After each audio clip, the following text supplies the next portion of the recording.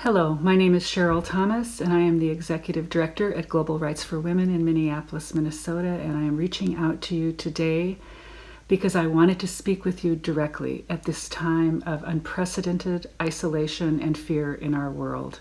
I am thinking about all of you in our Global Rights for Women community and hoping that you and your families are safe and healthy. And I know that you too are thinking about the most vulnerable in our world. 139 women, for example, per day are killed by their intimate partners or family members around the world. Violence against women in the home is, in fact, the most common form of violence against women around the world, cross borders, that is. And it is more dangerous now than ever to try to escape that violence. Isolation has always been used as a tool to control women, to frighten them and their children, and keep them from seeking safety and help. And as this isolation continues, that situation grows even more dire.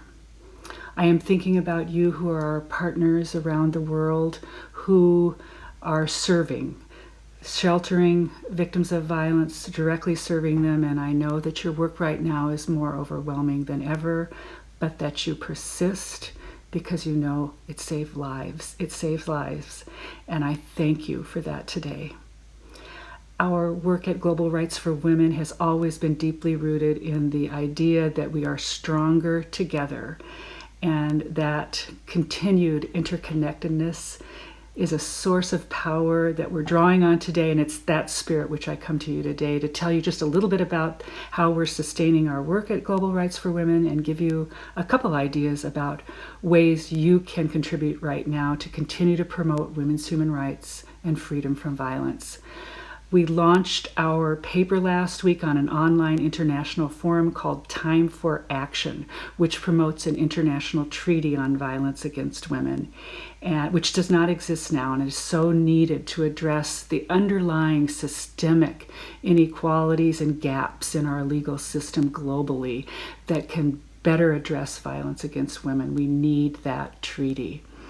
We are also continuing our work to put our training tools online. These are tools we've used in person with you, many of you in other countries, and now we're adapting them so that they're more useful online and they can reach a wider audience. And they will continue to be focused on tested strategies for legal and systemic reform on violence against women. A couple thoughts about what you can do.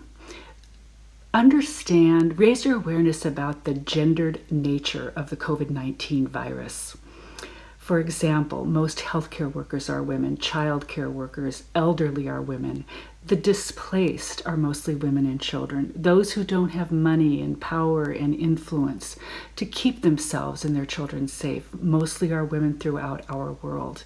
Know that and communicate it to your elected officials and your leaders as they are coming up with solutions to address this virus. Make sure that the vulnerable and women and children are front and center in those solutions and communicate to them. That's something we can all do with our leaders. If you have a local women's shelter or a coalition, I know that some countries do not have shelters, but if you do and there are needs that they have that you can meet, immediately call them. Maybe there's something you can do today or tomorrow. And lastly, go to our website, www.globalrightsforwomen.org. Stay connected with us through our newsletter. We're increasing our online communications, weekly communications. And if you can, if you are a donor, you have been our lifeblood. Thank you.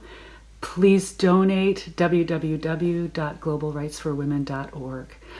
We hold tight to our vision that a different world for women and girls, one that raises their voices, one where we increase the influence of the feminine, will be a safer, more peaceful, more just world for everyone.